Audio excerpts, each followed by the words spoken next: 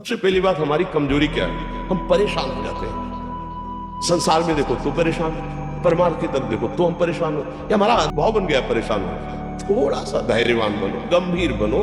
कोई भारी से भारी विपत्ति में परेशानी स्वीकार करके विपत्ति से थोड़ी निकला है। सुलझो, ठीक है, विपत्ति है, समस्या है, इसका समाधान होगा।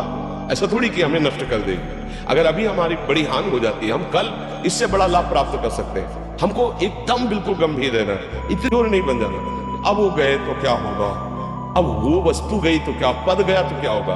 प्रयास किया था, ये पद मिला था, इससे बड़ा पद प्राप्त करूंगा, मैं इससे बड़ा महान बनूंगा। ठीक है, एक बार गिर गया, गलती हो गई, दंड भोगूंगा, फिर इससे ज्यादा में रहूंगा। बिल्कुल मतलब एकदम दस दिमाग रखना चाहिए।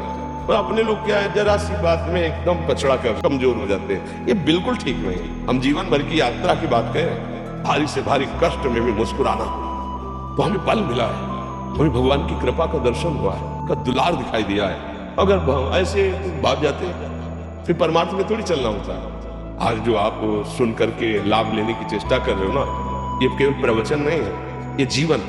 अगर ये जिए ना होते ना तो ये इसका प्रभाव नहीं पड़ता, फिर वाणी का प्रभाव नहीं पड़ता। हम इसीलिए कहते हैं, जैसे आप लोग एकदम परेशान हो जाते हैं तो बोलो ज्यादा परेशानी होगी, दोनों किडनी खराब, दवाई लाने के लिए पैसे, पानी रखा है हम उठ के पी नहीं सकते, भीषण शरीर में कष्ट, भीषण बुखार, किडनी फेल, जरा में बुखार, खाने को क्या, रोटी मांग के लाओ। अगर वहां सब्जी मिलती तो लाल मिर्च ऐसी पड़ के मिलती थी कि पा नहीं सकते थे। आप सोचो, पानी लाना है तो मुझे लाना है, पीना है तो मुझे पीना है। अगर मैं हारता तो कहां पहुंच जाता, क्या स्थिति होती?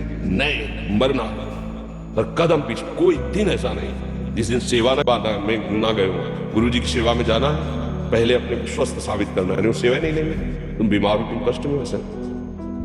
उनकी दृष्टि बड़े साफ की, आके लेट गए, फिर हिम्मत की, अपनी श्री जी की सेवा की। मधुकरी नहीं, 3-4 दिन भोजन नहीं, पर सेवा नहीं छोड़ी, दिनचर्या नहीं छोड़ी। और उसका प्रधान कारण संयम, ब्रह्मचर्य, भगवत आश्रय, नाम जप, कभी हार में नहीं दिया।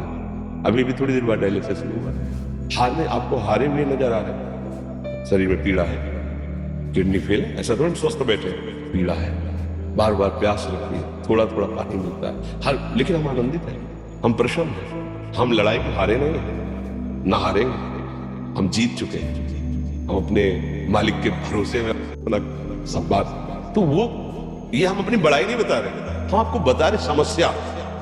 सोचो तुम्हारे पास तो माँ है, भाई है, बहन है, परिवार है, कोई ना कोई तो है ना। मेरा किसी ने कभी जीवन में ध्यान भी नहीं दिया। क्यों? बचपन से बाबा जी बन गए, किसी से प्यार नहीं, किसी से संबंध नहीं, कोई जानकारी नहीं, हम कहाँ हैं, वो कहाँ है, किसी से कोई मतलब नहीं। अच्छा, जवान साधु कौन श्रद्धा करे? कभी गांव जाने की हिम्मत नहीं पड़ती कि रोटी मांग ले। पता नहीं लोग क्या सोचेंगे, क्या भावना कर ले। हम दरवाजे पे खड़े हैं, क्या कैसी भाव, जो हमारे सामने आकाश वृत्ति से आया यौवन अवस्था में, वही पाया है, उनका मुख्य रह गए। जब हम हर समय अपने को विवेक के द्वारा सावधान रखे तो हम कभी निराश नहीं हुए, कभी उदास नहीं हुए, कभी ऐसा नहीं लगा कि यार दुखी, कभी नहीं लगा। उसी का फल है कि उस सुख का संकेत मिल गया जहां दुख की निशानी भी नहीं। वही उसी के बच्चे हो, हम सब उसी उससे बने हुए। हम इतना क्यों परेशान हो जाते हैं? हम ये देखते हैं अपने लोग, थोड़ी बात बिगड़ गई परेशान, नहीं बिगड़ी तो बिगड़ जाने की संभावना में परेशान है। आज सुख है लेकिन कल सुख छिन जाएगा, तो हम आज के सुख में सुखी ना होकर कल के दुख की आने की संभावना में भयभीत हो, तब क्या हमारी सोच रह गई? हमको इतना बलवान बनना है कि सुख और दुख दोनों हमको छू न सके।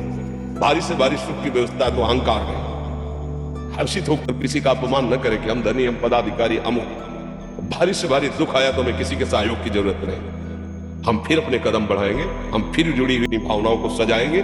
मस्त जीवन, एकदम तुम अविनाशी के बच्चे हो। शेर का बच्चा भेड़ों के बीच में फंसकर म्यों म्यों बोल रहा है, बस अगर दहाड़ना सीख जाए तो कोई भी उसे प्राप्त नहीं कर सकता। ऐसे भगवद अंश, तू प्रपंच में फंसकर अपने को इतना दीन क्यों देख रहा है? तू ऐसा है कि भगवान के दिव्यास्त्र में भी ताकत नहीं तेरे को मार सके। तू अविनाशी का अविनाशी बच्चा है। विनाशी भोगों को, विनाशी शरीर को मैं मान के इतना भयभीत, इतना दुख, ठीक नहीं। ये सबके लिए, केवल एक के लिए नहीं। आप समझो, आप लोग सोचते हैं हम गृहस्थ होकर भला ऐसी स्थिति कैसे? जनक जी सुखदेव जी के गुरु हैं और राजा है, महल है, रानियां है, नौकर है, चाकर। क्या सुखदेव जी जिनके शरीर में लंगोटी भी नहीं है, दिगंबर, परमहंस, परमहंस के गुरु है जनक जी, जो राजा हैं। समझो आप ऐसा ना कि हम नौकरी कर रहे हैं, हम संसार में, हम गृहस्थ हैं, हम आध्यात्मिक ऊंचाई पर नहीं चढ़ सकते। नहीं, आप एक सरकारी नौकरी या आप किसानी व्यापार करते हुए आप एक अध्यात्म की ऊंचाई में चढ़ सकते हैं। और अध्यात्म ही है जो तुम्हें इस माया के दुख सुख से ऊपर उठा सकता है। दूसरा, चाहे जितनी संपत्ति है, आप सुखी नहीं हो सकते। सब देख लो, आंख खोल के देख लो, अध्यात्म ही है जो तुम्हें सार कष्ट सहकर मुस्कुराकर जीने का रास्ता बता देगा कि आप आनंदित हो जाओगे। कुछ नहीं बिगड़ा, अध्यात्म है तो कुछ नहीं बिगड़ा, अध्यात्म नहीं है तो कुछ नहीं बना, कुछ हाथ नहीं लगने वाला।